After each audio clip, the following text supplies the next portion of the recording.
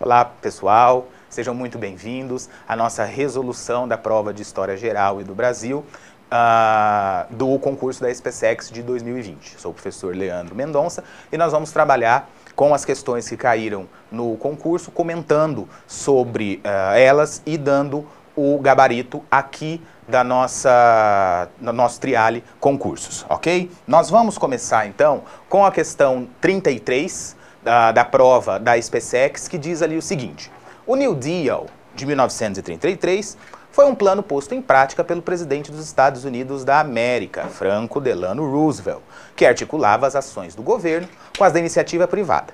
Para tanto, foram adotadas as seguintes medidas. Vamos dar uma olhadinha e ver ali quais estão corretas e quais estão erradas. 1. Supervalorização do dólar para tornar as importações mais competitivas. Não houve supervalorização do dólar. E a indústria estava parada, e isso então fazia com que as próprias importações caíssem. 2. Empréstimo do governo aos bancos para evitar falência. Essa está correta, certo? Porque uma das características do New Deal foi a maior intervenção do Estado na economia, algo que não era prática nos Estados Unidos, mas passou a ser para poder salvar a economia no pós-crise de 1929. Então a 2 está correta. 3. Implantação de um sistema de seguridade social, com a criação do seguro-desemprego. Essa também está correta. O seguro-desemprego foi uma das medidas para auxiliar a grande massa de trabalhadores que estava sem emprego nesse período e, dessa forma, incentivar a volta do consumo, ok? 4. Não intervenção na economia, pois o próprio mercado resolveria a crise. Não, isso está errada, porque, como eu disse, o que caracterizou o New Deal foi uma maior intervenção do Estado na economia. 5. Criação de um vasto programa de obras públicas com o intuito de gerar novos empregos. Está certa, porque foi uma forma de acolher parte da massa desempregada, e que essa massa tivesse salário para continuar consumindo e fazer com que as indústrias possam continuar girando, tá? Então nós temos ali como correta a 2, a 3 e a 5. Então, a alternativa correta da questão 33 é a alternativa C, ok? Vamos então para a pergunta 34. Durante a Primeira República, o domínio dos coronéis no campo era quase absoluto. Contudo, mostrou-se insuficiente para impedir que muitos trabalhadores rurais seguissem líderes messiânicos, que acenavam com a promessa de uma sociedade justa e fraterna.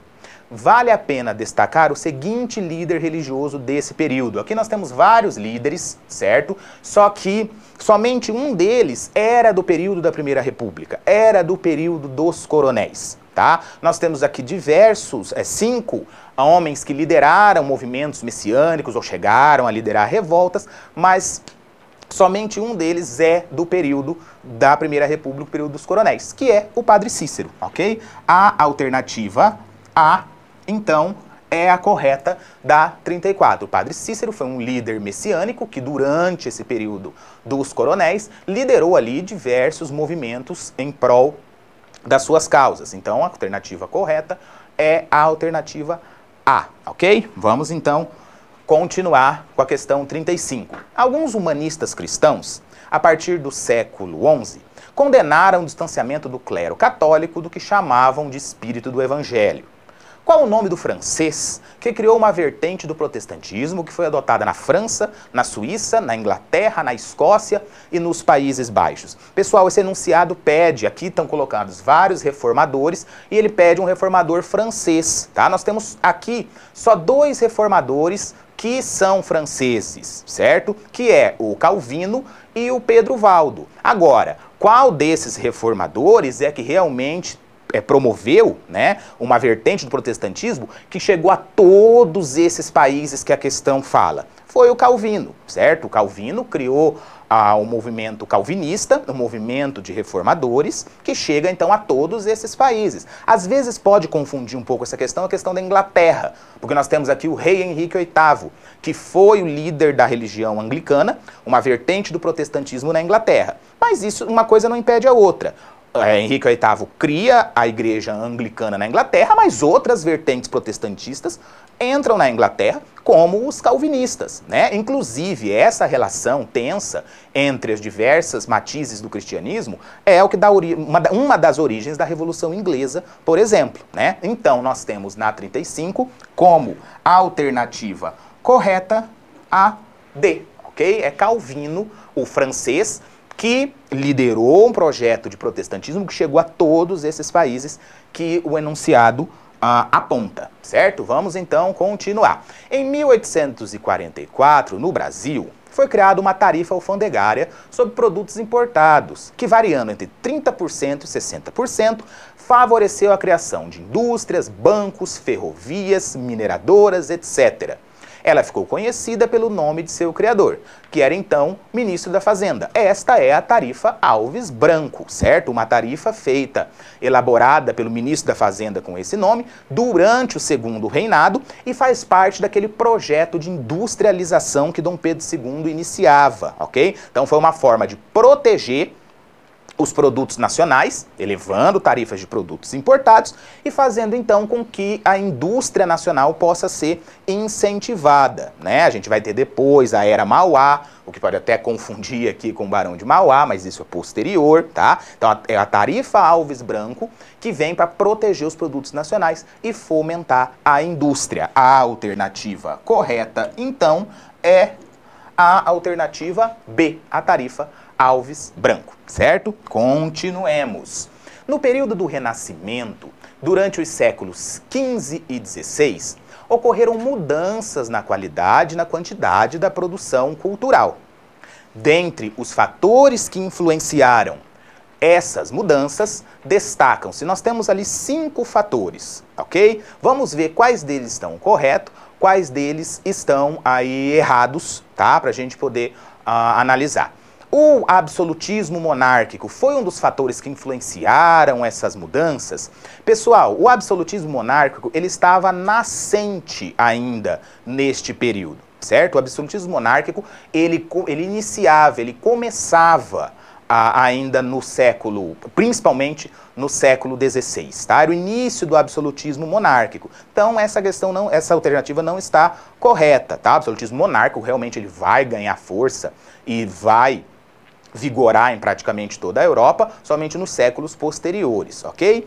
2, desenvolvimento da imprensa. Sim, sem dúvida nenhuma. A imprensa, né, que foi criada no século XV, ela propiciou uma maior divulgação, uma maior circulação de produções literárias, de produções culturais, e isso propiciou que a quantidade dessas produções aumentassem, tá? Então a 2 está correta. 3, advento do século das luzes. Não, o século das luzes é o século XVIII, certo?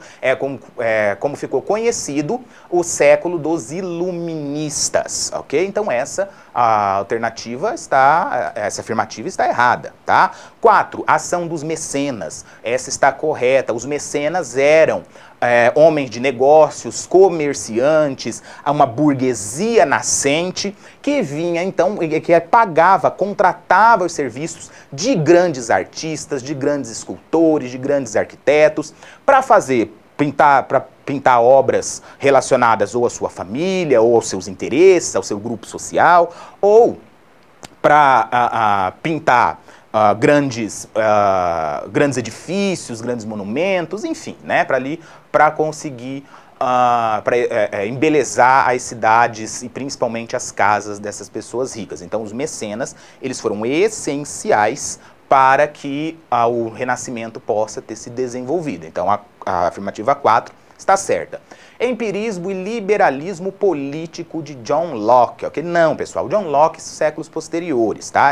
Essa 5 não tem absolutamente nada a ver. Assinale a alternativa que apresenta todos os fatores corretos dentre os listados acima. Bom, então nós temos o 2, né? O desenvolvimento da imprensa, e nós temos o 4, a ação dos mecenas. Isso faz com que a alternativa correta seja, então, a C. 2 e a 4 são as corretas da 37. Vamos seguir, vamos continuar.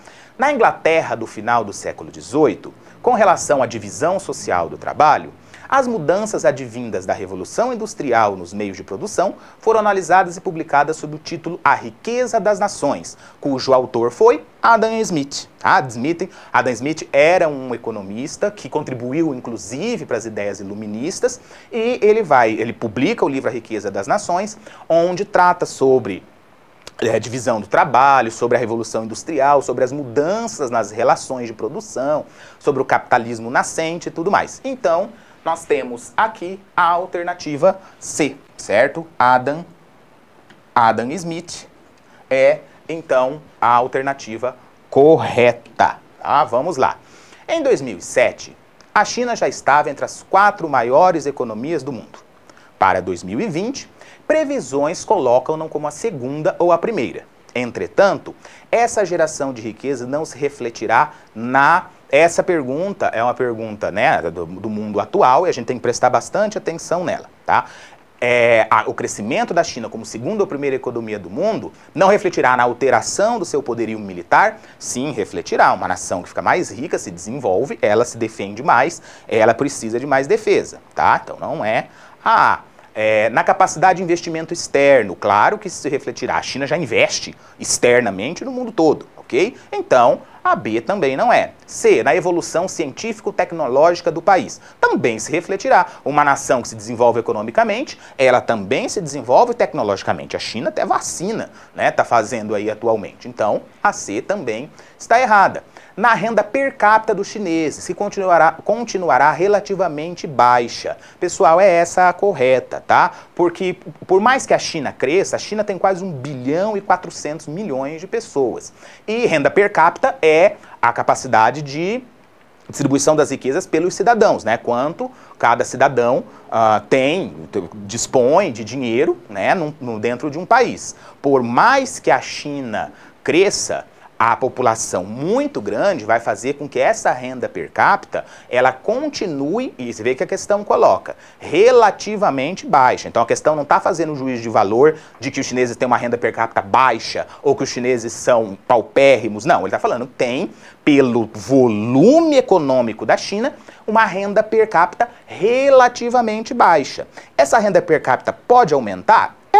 Ela vai aumentar um pouco, mas continuará relativamente baixa, porque a distribuição dessa renda per capita, ela, por vezes, não se mostra completamente eficaz, haja vista a quantidade da população chinesa. E aí, está errada, a alteração do estilo de vida de toda a população, que dá prioridade ao consumo sem limite. Não, a sociedade chinesa é uma sociedade governada pelo Partido Comunista, eles têm tendência socialista, não se dá prioridade ao consumo sem limite, não é essa a característica da sociedade chinesa, tá? Então, neste caso, a correta é a alternativa D, ok? Vamos então continuar. Durante a Guerra Fria, de 1945 a 1991, a coexistência pacífica serviu como canal de entendimento entre capitalistas e socialistas. Contudo, não foi capaz de mitigar novos focos de tensão, tais como a advento do conflito separatista de Kosovo, que é um evento bem mais recente depois da Guerra Fria, a Revolução de Veludo de 1989, que isso poderia estar ligado à Guerra Fria, mas não é o caso, eu vou explicar o porquê. A Guerra Civil Espanhola, que aconteceu não tem nada a ver com o contexto da Guerra Fria, tá? O massacre de Katyn é a mesma coisa, e nós temos a descolonização africana, tá?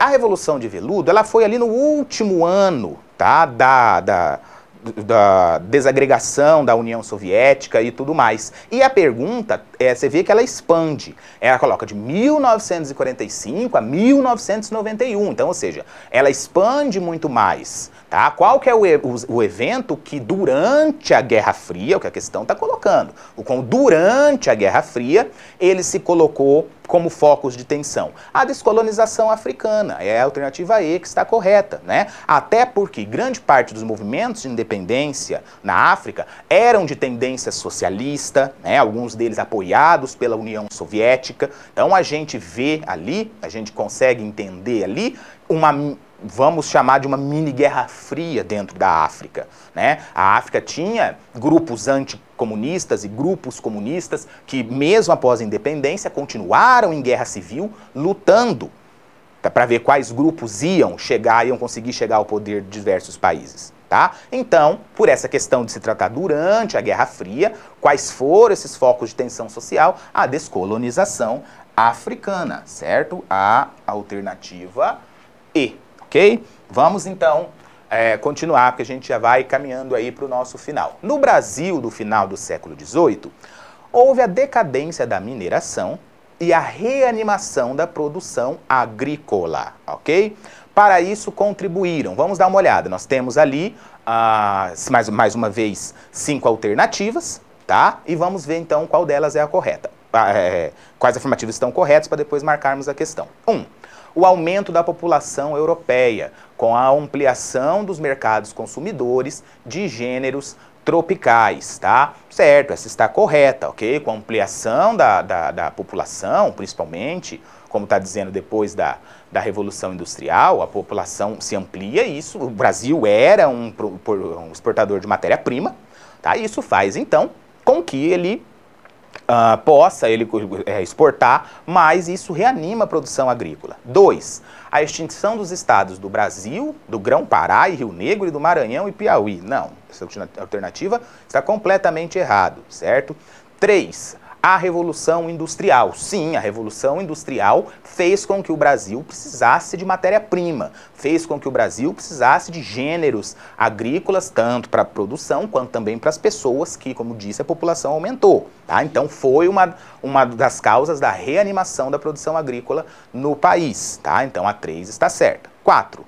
A abertura dos portos às nações amigas. Não, a abertura dos portos foi no século XIX, só quando a família real brasileira chega ao país. Fundação do Banco do Brasil, também século XIX, também contexto de família real, está errada. Assinale a alternativa que apresenta todas as contribuições corretas dentre as listadas acima, a 1 e a 3, né, pessoal? Então, a correta é a alternativa C. A correta é a letra C, certo?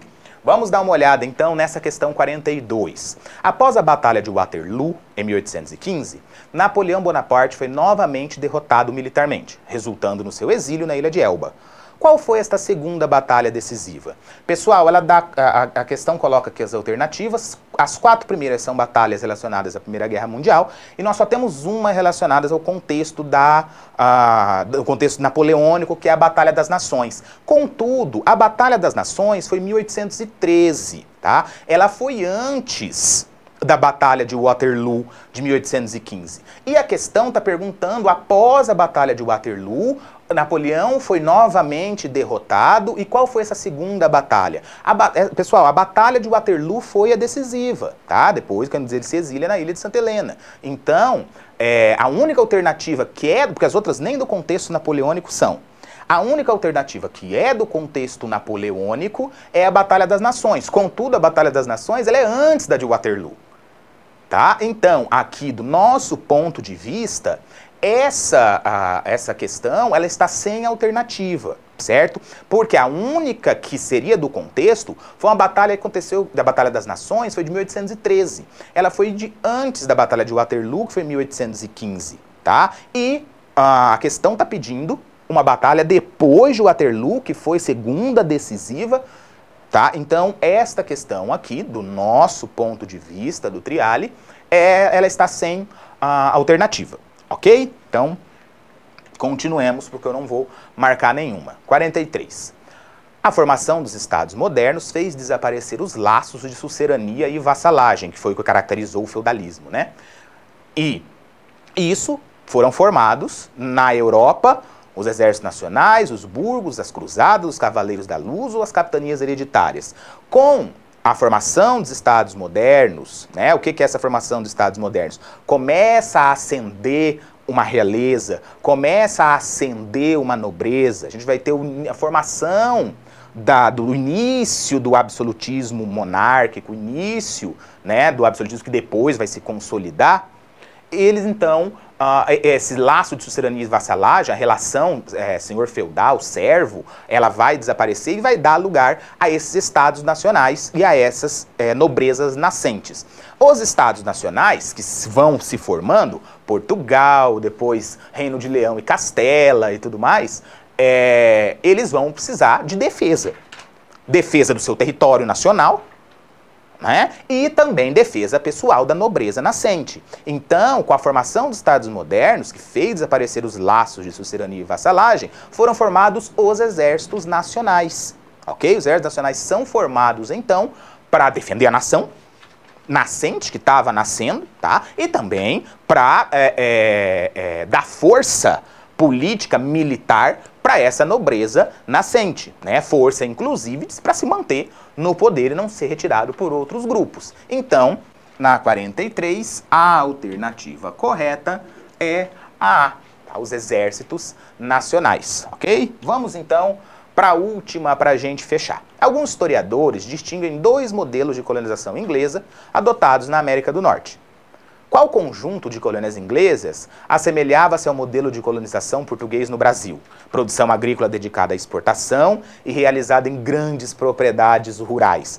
Quais alternativas estão corretas aí, pessoal? As colônias da América do Norte que mais se assemelhavam às colônias portuguesas no Brasil, pela produção agrícola exportadora e as grandes propriedades, né, o latifúndio, eram as colônias do Sul. Tá? O conjunto de colônias do Sul, certo? As colônias do Centro e principalmente as colônias do Norte, elas tinham características diferentes, propriedades menores. Já as colônias do Sul, elas eram de grandes latifúndios, né? Elas eram de monocultura, certo? Tinha a questão da escravidão, que as colônias portuguesas no Brasil também tinham, tá? Então, da 44, a correta é a alternativa D. Certo? O conjunto de colônias do Sul.